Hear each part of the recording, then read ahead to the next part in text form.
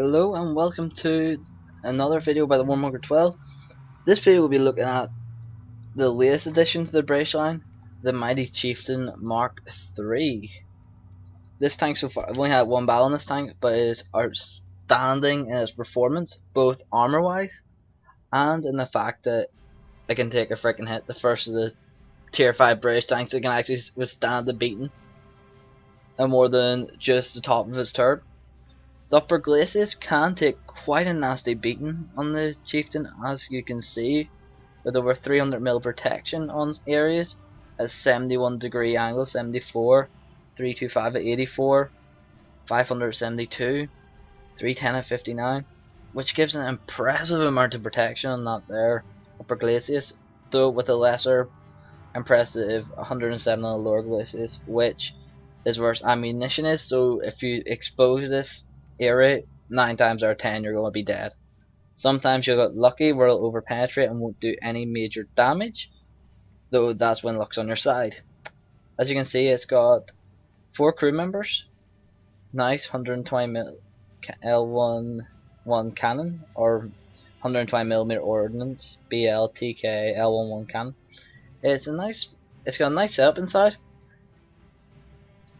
The only main issue is the back is everything's. The only main issue with this tank is everything's all combined in. So if you hit one major component, you hit many other major components due to this ball damage.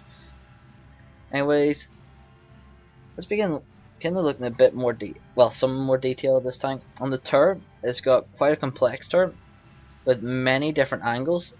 Some as deep as, let's see, I think there's some as deep as 60 and some even deeper than 60 at 35. Pretty sure I saw a 70° angle on the turret at one point.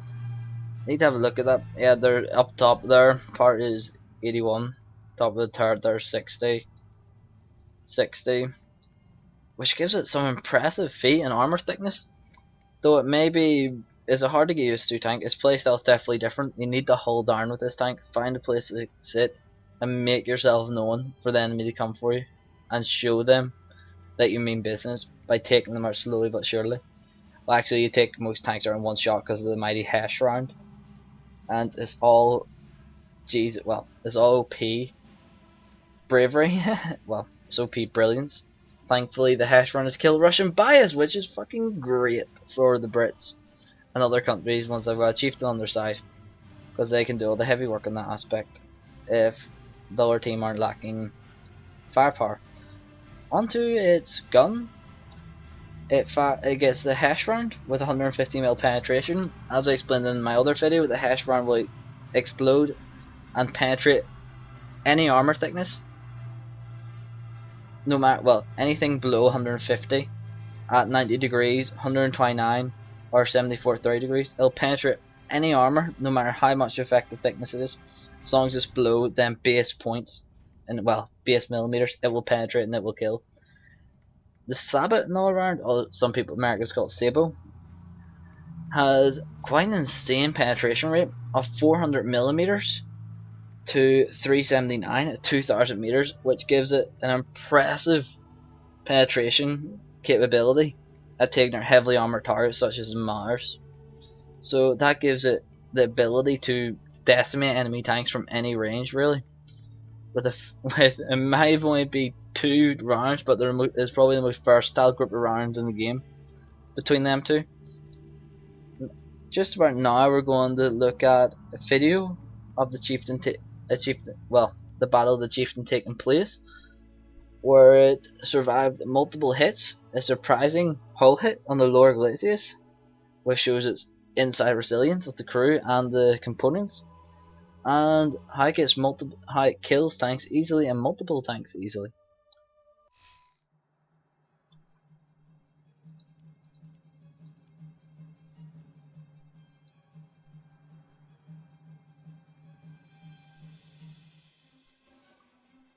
The loading time. I gotta love it.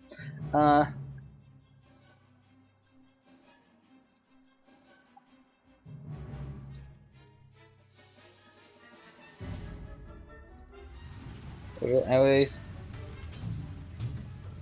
back to 1. There we go. Beginning off with the Chieftain though not really much impressive happening at this point. Just budging off fast. Meow. Looking 4 times speed.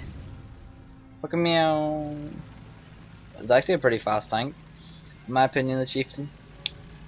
Well, I think it's about 27 miles an hour in total. I think it'll speed up a wee bit faster. Looks like an old fashioned comedy strip where fucking pillars are chasing the guy. The only issue is I can't do the song to the tune. Always up here is when fighting begins to start.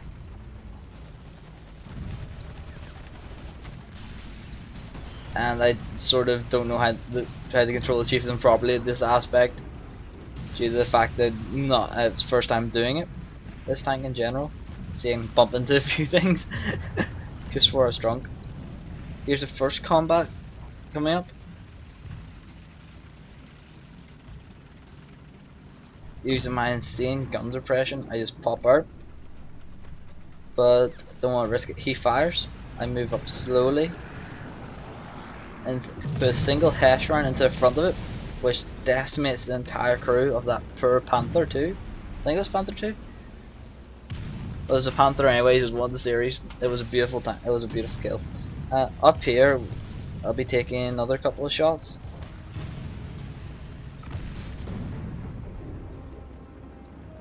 Can't seem to find a get hit in that Mars. It doesn't want to be compliant in that aspect.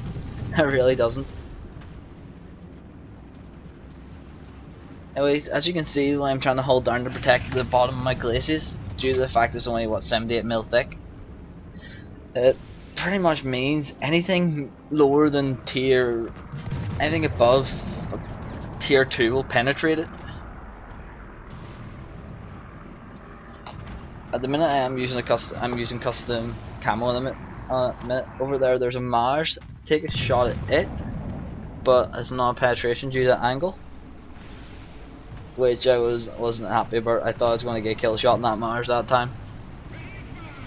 As you can see, I still protect the front of the hull there. Fire. No hits. Continue on with the Chieftain. I'm on. There's a Mars up there.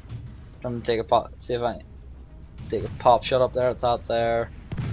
Take a pop shot there. Hit the treads. Though little effect. Not happy, but that was a pretty desperate one for me. That shot was a quick shot trying to get up. This is when I was proof.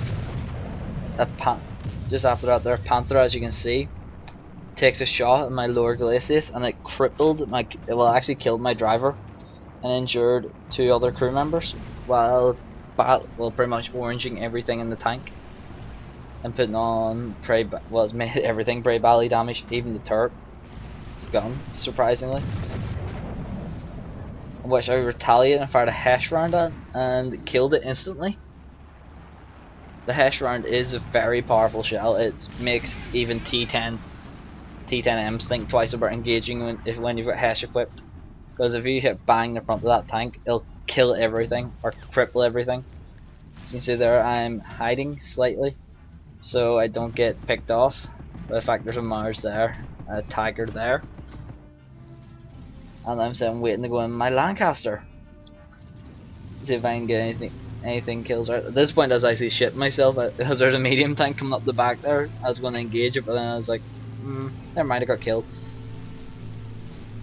I was like, thank God. At this point I come in with the bomber, and I think I get 2 kills.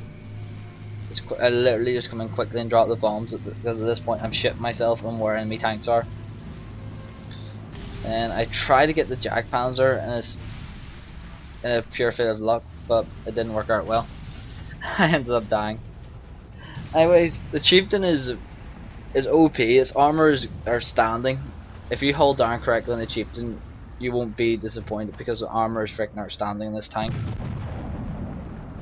I missed that time with the hesh round, but it can be expected to miss every so often in rounds. The hesh in general, it lobs more than anything. It's not got very high accuracy compared to the rounds such as a Sabot. But if it hits your tank, you know you've been hit because you're fucked. Simple terms, you really are fucked. Up here, I'm sitting just scanning the area for enemies. I see a tank destroyer there. I take a shot at it, hit the turret and damage its gun. Well, actually hit the gun, damage it, and the spall actually penetrated the armor on it, which even shows the fragments of the shell are dangerous. As further proof, I actually take a shot on up that actually hit the ground and damaged the tank, but did no major effect to it. Sadly, I missed that shot, in which I think one of the two retaliate. I can't remember which one. Yeah, he retaliated. That shot didn't kill it, sadly, and I decided to try and take a shot at the IS-4 at this point.